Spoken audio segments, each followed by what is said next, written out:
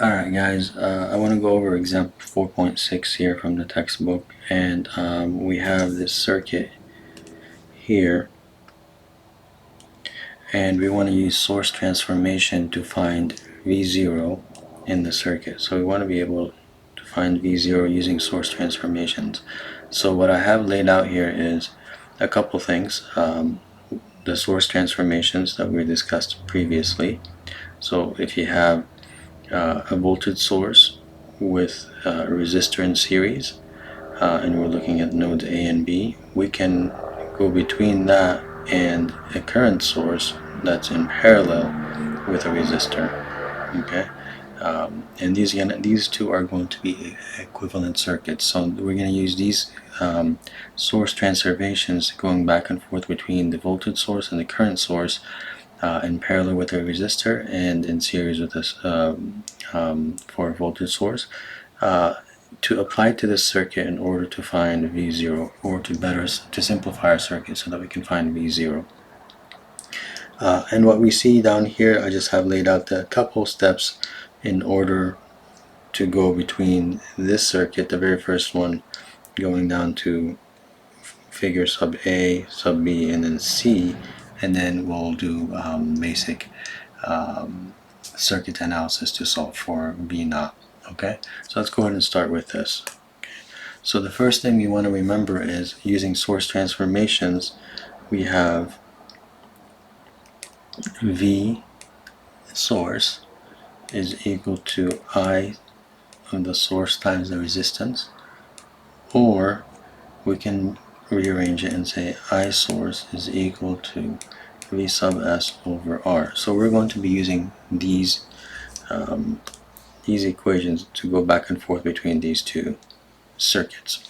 Okay, so first thing we want to do is we look at this. What we want to look for are patterns. So the first pattern we're looking for is, do we have any sources, voltage sources, that are in series with resistances, and do we have any current sources that are in parallel with a resistor?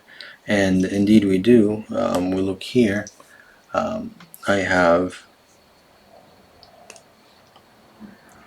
this 3 ohm resistor is in series with this 12 volt source, and then of course I have this 4 ohm resistor which is in parallel with this current source. Okay, so we're gonna transform both of these to get to the next step. Okay, so how do we do that? So we're going to take this current source which is in parallel, and we're going to use this guy here and make it a voltage source and the series resistance. Okay, to do that we have to apply the equation V sub S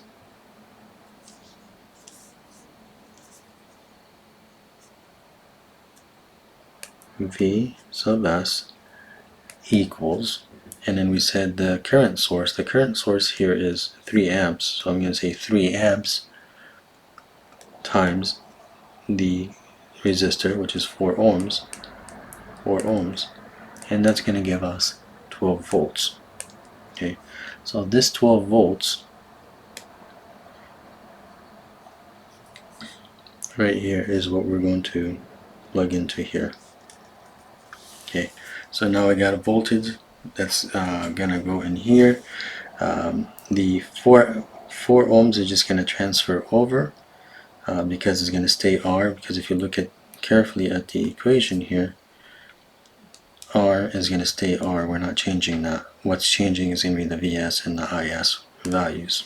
Okay, so now we converted the left side with a voltage source, and the reason why it's going negative to positive is because the current arrow is pointing downwards. Okay, so now we have 4 ohms, which is now in series with a 2 ohm resistor, so we can easily combine these guys together and just adding them. So if we have resistance in series, we can just add them, and we can kind of redraw the circuit here.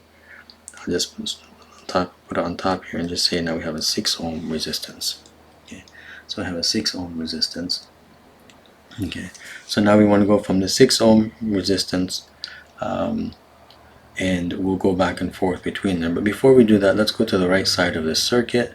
The right side of the circuit, we had a 12 volt Okay, we had a 12 volt and 3 ohms, so we're going to use the IS equation. So we have I sub S equals, and voltage source was 12 volts, okay, and the resistor that was in series with it was 3 ohms, and from there we get 4 amps. Okay, this 4 amps is gonna be this guy here, and like I said, the resistance stays the same. So we got, now we went from this guy 3 ohms with a voltage source in series to a current source in parallel with the 3 amps or 3 ohms. Okay, so now we just transform that. That's how we got figure sub A. Okay, the next step is we're just going to keep going back and forth. We're just going to keep going as the arrow shows here. We're just going to keep going back and forth between these transformations until we come up with a circuit that we think is feasible to solve, or a simple enough circuit for us to solve. So now we have a voltage source in series with 6 ohm. So I'm going to write the equation. I'm going to go back to a current source. I'm going to say IS is equal to 12 volts over 6 ohms, and that's going to give me 2 amps, and then this 2 amps I'm going to put right here, and then the current or the resistor just goes to a parallel.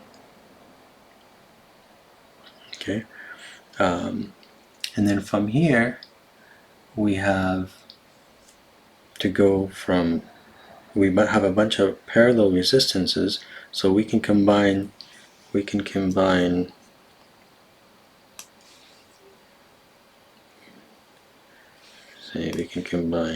6 ohms with the 3 ohm resistances, okay, using the parallel concept. So let's just go ahead and write that as we can get the equivalent resistance. The equivalent resistance I'm going to write over here. R equivalent is equal to R1 R2 over R1 plus R2. Okay, so that's going to be 3 ohms times 6 ohms over 3 ohms plus 6 ohms, and that's going to give us 2 ohms. Okay, and that's how we got, this guy is how we got these 2 ohms here.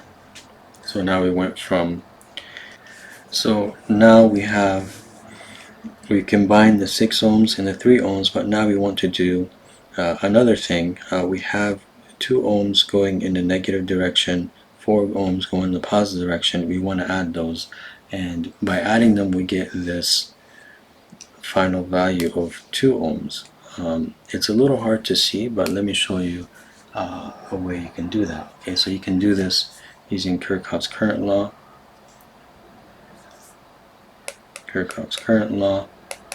Okay, and then that's how you get that 2 amps, excuse me, not ohms. Okay, the other way you can look at it is if you just isolate the 2 current sources.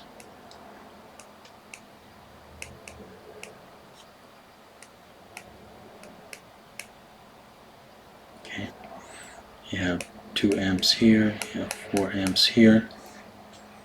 Okay, you can call this I2 if you wanted to. Let's say we have another branch, you can call this I4. You can say I4 equals I2 plus I, and then I is going to equal to I4 minus I2, so that's going to give us 4 minus 2.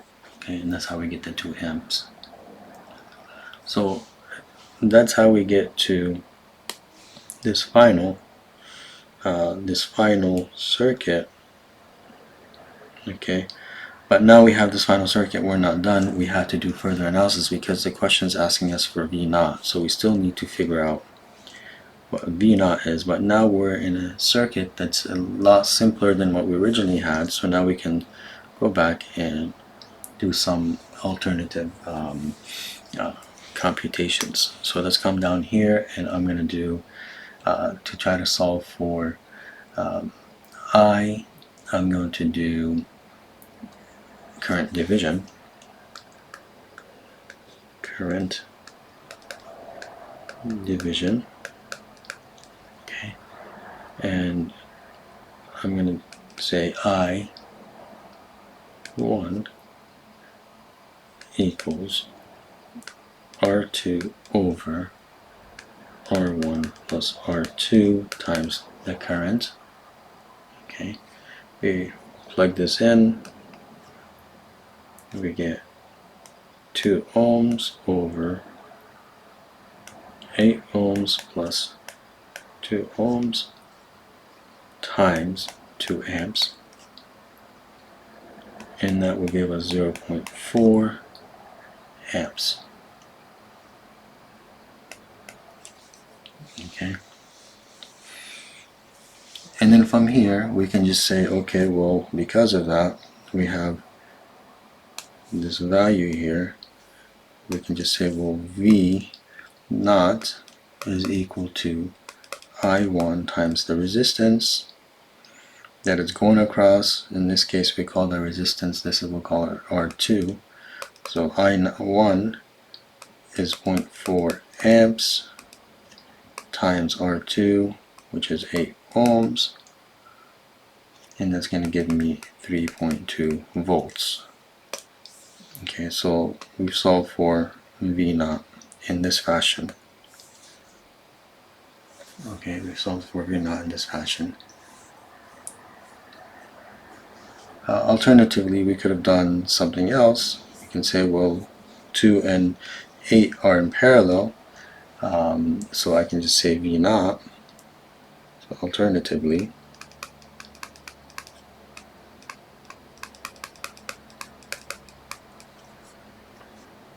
I know that V naught is equal to 8 ohms in parallel with the 2 ohms times the 2 amps. Okay, which is I times R. So this is I and this is my R equivalent, if you will. Okay, so that's going to give me, again, if I plug those in, it will give me 3.2 volts. So there's 2 different ways at the end here, at least, to solve for this. But that's how we use source transformations to simplify a circuit. So we started out with this more complex circuit. We use source transformations going between these two, back and forth. We use some basic circuit laws and theorems that we've learned before: current Kirchhoff law, current division, looking at the equivalent resistance, whether they're in series or in parallel, and then of course going back to our fundamental Ohm's law, V equals IR, to come up with our V naught there. Okay, and we'll stop here and we'll go to the next example in the next video.